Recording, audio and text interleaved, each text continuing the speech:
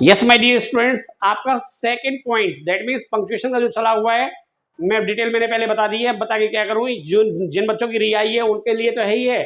जो बच्चे एग्जाम में अपियर होते हैं, कभी भी आप जब टेंथ में कोई बच्चा टेंथ में आता है तो आप उसे रिकमेंड कीजिए, क्योंकि ये video Haryana board HBSC 10th class के लिए स्पेशल बनाई जा रही है और इसमें हम ग्रामेटिकल पोर्शन को लेकर चले हुए हैं।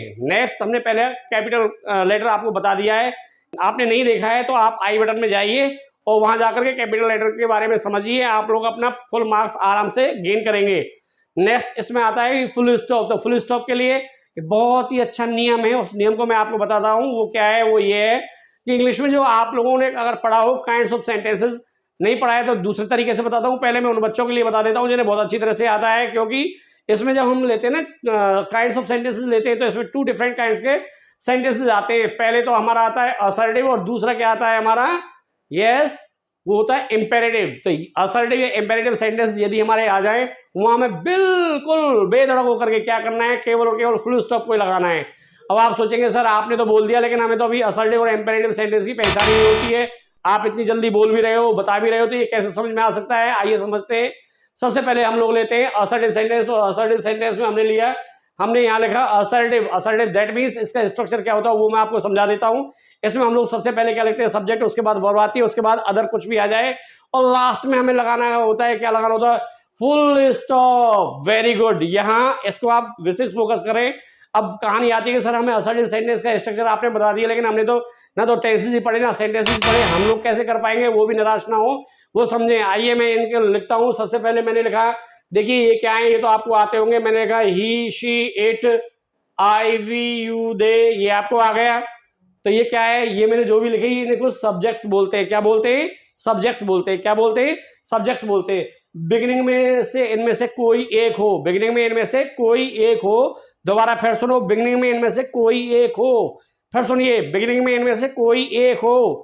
फिर सुनिए, बिगिनिंग में इनमें से कोई एक हो। बीच में क्या लिखा है, हमें लेना एक ना देना दो। ये कैसे हो सकता है, हाँ ऐसा ही तो है। इसीलिए तो मैंने कहा था कि आपको फुल मार्क्स कैसे दिलाने वो मुझे पता है। आप लोगों को आपके HBSC 10th class grammar portion में आपके फुल मार्क्स आने चाहिए। कैसे आएंगे, वो ऐसे ही आएंगे। इसमें मैंने लिखा he, she, it, I, we, you, they, जो ये मैंने लिखा है इनको हम बोलते हैं सब्जेक्ट्स। अगर आपको सब्जेक्ट्स भी नहीं पता है, गोली मारो, इतना तो कर सकते हो। He, she, it, I, we, you, they, इन्हें तो पहचान सकते हो। अब नहीं भी पहचान आता है तो भैया मैंने इनको कई बार बोला है और लिखा है, आप लोग इसे अच्छी तरह से समझ सकते हो।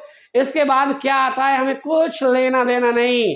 We have no any relation with the matter that is written in the middle।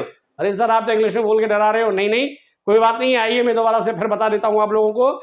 इसमें हमने क्या लेना है, he, she, it, I, we, you, they, आ गया समझ। तो ये बिगिनिंग में होने चाहिए। और बीच में क्या लिखा है हमें कुछ नहीं पता है, हमें कहाँ जाना है, हाँ बिल्कुल ठीक, पहचान लिया।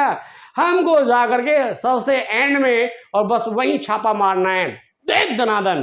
क्या करना है, वहां हमें लगाना है फुल स्टॉप। क्या लगाना है, फुल स्टॉप। बहुत अच्छा सीख रहे हो।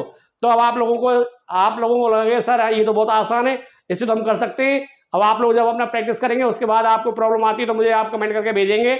नेक्स्ट मैं आप लोगों के लिए लेता हूं, इसका जो नेक्स्ट है इसमें आता है हमारा इंपेरेटिव सेंटेंसेस जो होते हैं। अब आप सोचेंगे सर इंपेरेटिव सेंटेंस क्या होते हैं, तो इंपेरेटिव सेंटेंस को समझने के लिए हमने जो असर्टिव समझाया ना, बस वही हमें एक बार दोबारा से फिर पहुंचना है, क्योंकि उसमें हम लोगों ने क्या सीखा था। उसमें यदि हमारा ही से आ जाए तो क्या होता है, हमारा ये असर्टिव होता है।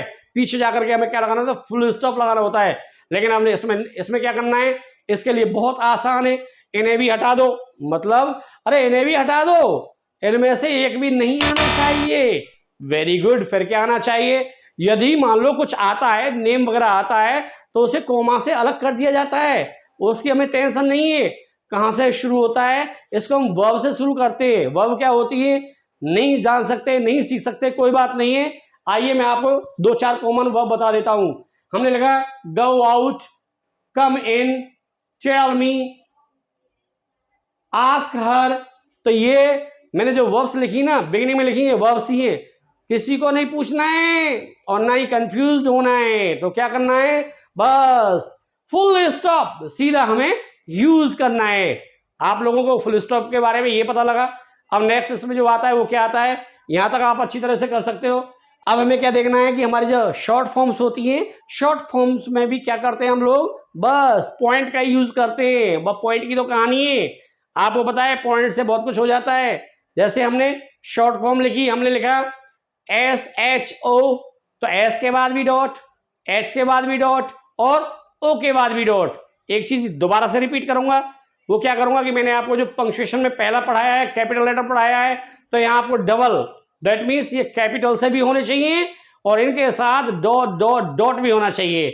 यहां तक अब आपको समझ में आ गया।